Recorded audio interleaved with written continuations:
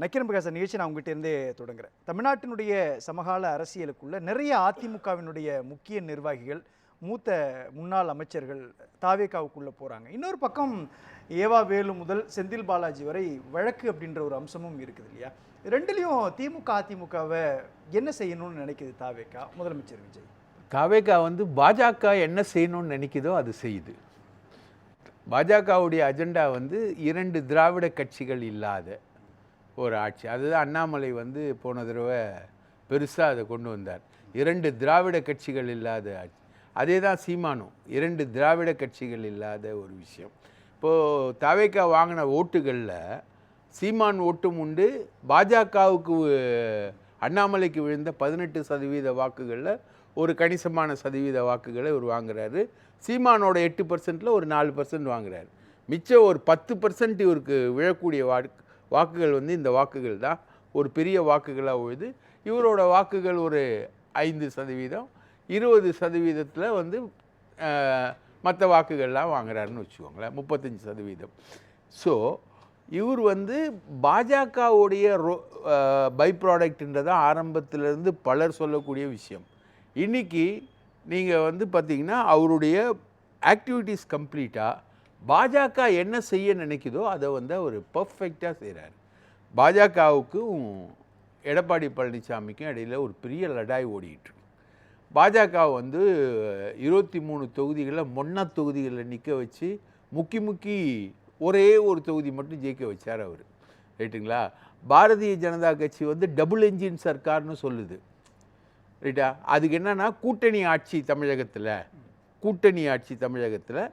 BJP Sarkar, இங்கே பிஜேபியும் அதிமுகவும் சேரக்கூடிய தேசிய ஜனநாயக கூட்டணி சர்க்கார் தமிழகத்தில் இருக்குது. அப்போது டபுள் என்ஜின் சர்க்கார்னு சொல்லு அப்படின்னு சொல்லுது. இவர் கூட்டணி ஆட்சியை அவர் ஒத்துக்கவே இல்லை. டபுள் என்ஜின் சர்க்கார்ன்றது சொல்லவே இல்லை. ரைட்டுங்களா?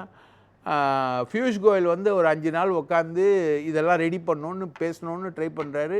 எடப்பாடி போய் பார்க்கவே இல்லை. அமித்ஷாவோட விசிட்டில் ஒரு விசிட்டை அவர் டோட்டலாக புறக்கணிக்கிறார்.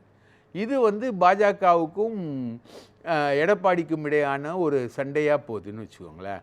அப்போது பாஜக என்ன நினச்சதுன்னா, முதல்லையே ஓபிஎஸ்ஸை பிரித்தது சசிகலாவும் ஓபிஎஸ்ஸும் ஒன்றா இருக்கும்போது மைத்ரேயன் சொல்லுவார் என்கிட்ட, அருண்ஜேட்லி கேட்ட முதல் கேள்வி என்னன்னா, இவங்க எப்போ பிரிவாங்க அப்படின்னு தான் அருண்ஜேட்லி கேட்டதாக சொல்லுவாங்க.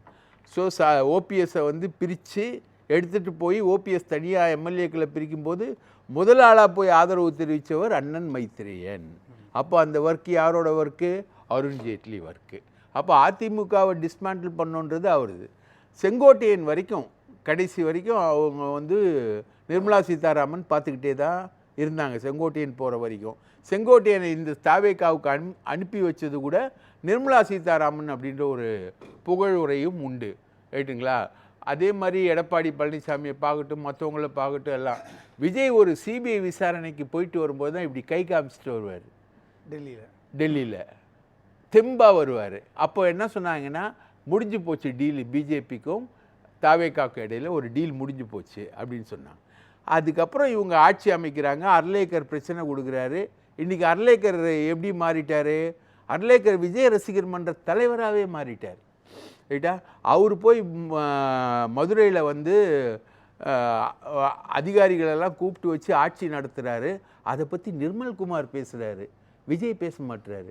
எனக்கு சந்தேகமே, விஜய் இப்போ முதலமைச்சரா நிர்மல்குமார் முதலமைச்சரான்ற சந்தேகம். முதலமைச்சரா அப்படின்னு கேட்டு காலம் மாதிரி இப்போ நிர்மல்குமார் வந்துட்டீங்களா?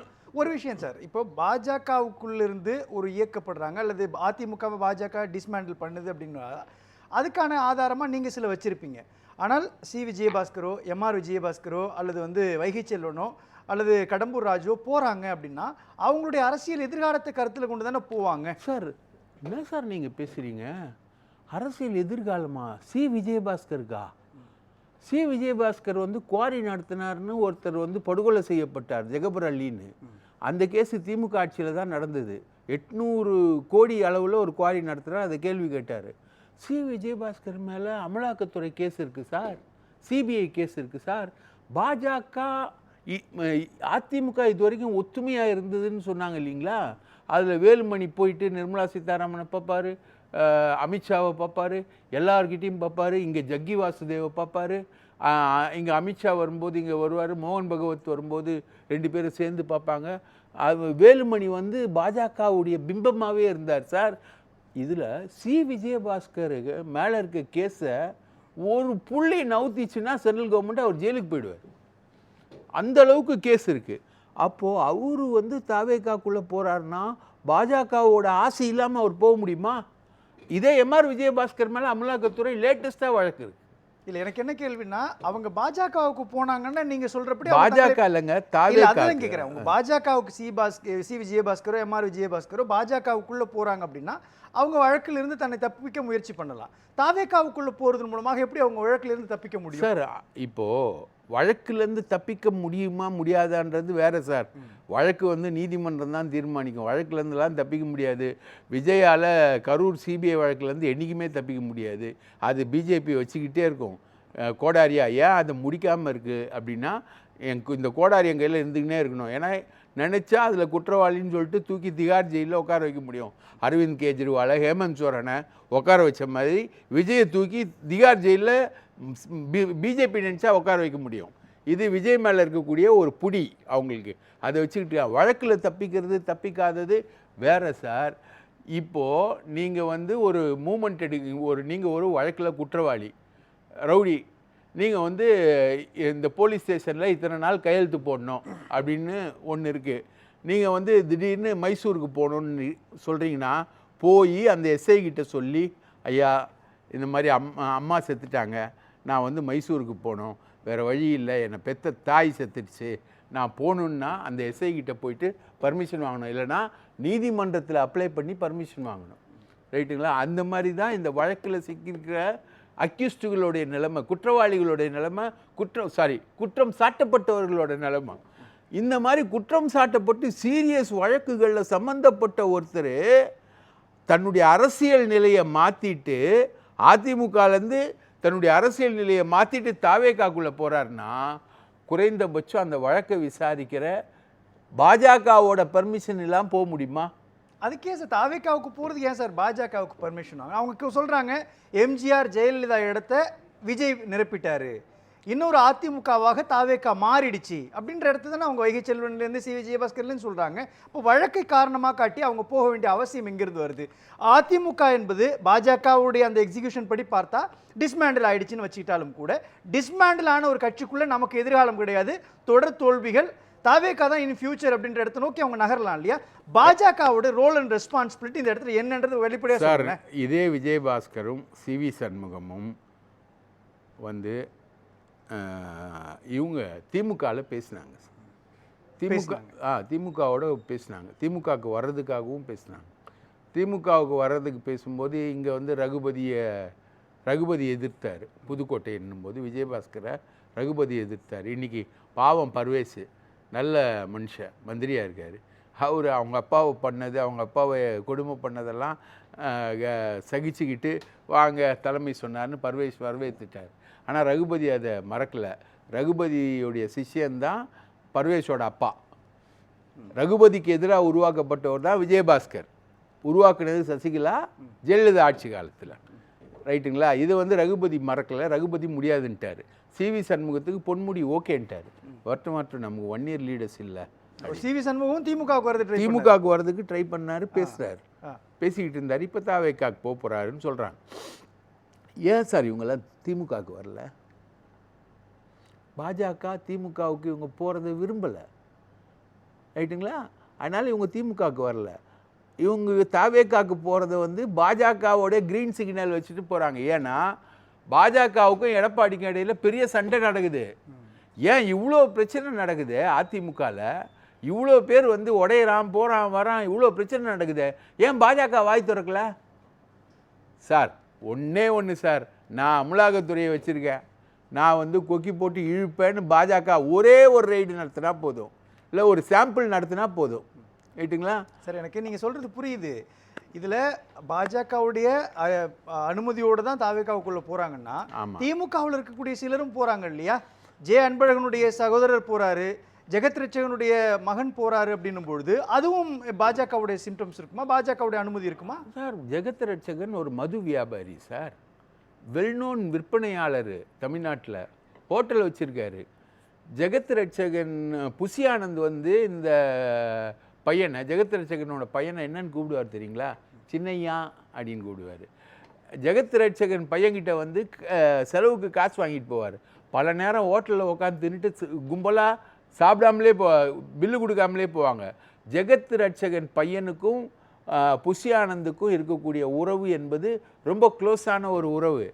ஜெகத் வந்து ஒரு பிஸ்னஸ்மேன், டிஸ்டிலரி வச்சுருக்காரு.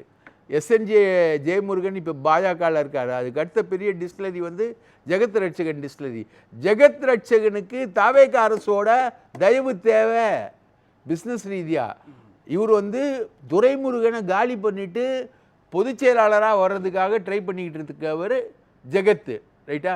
கடைசி வரைக்கும் உதயநிதி உட்பட எல்லாரும் பேசி பார்த்தாங்க அந்த பையன்கிட்ட, ஆனந்துக்கிட்ட. அவர் மசீர மாதிரி இல்லை. அவர் அமுச்சு வச்சதே ஜெகத் ரட்சகன் தான். ஏன்னா வியாபாரம், பிஸ்னஸ்ஸு, ரைட்டா? இது டி நகரில் அன்பழகன் இஷ்யூ வந்து பெருசு.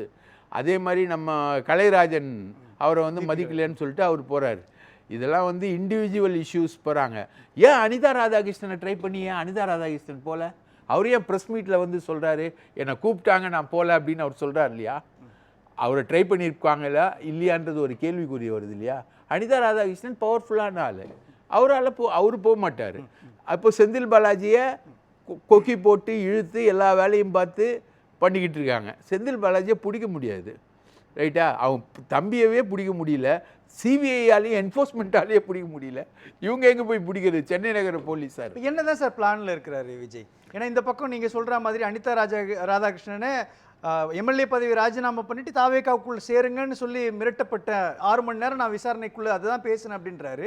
இன்னொரு பக்கம் செந்தில் பாலாஜியை அரெஸ்ட் பண்ணுறதுக்கான நடவடிக்கைகளுக்குள்ளே இருக்கிறாங்க. கரூர் இடைத்தேர்தல் வரும், அங்கே அம்பாசமுத்திரம் இடைத்தேர்தல் வரும். இதுக்காக 2 பேர் லாக் பண்ணுறாங்களா?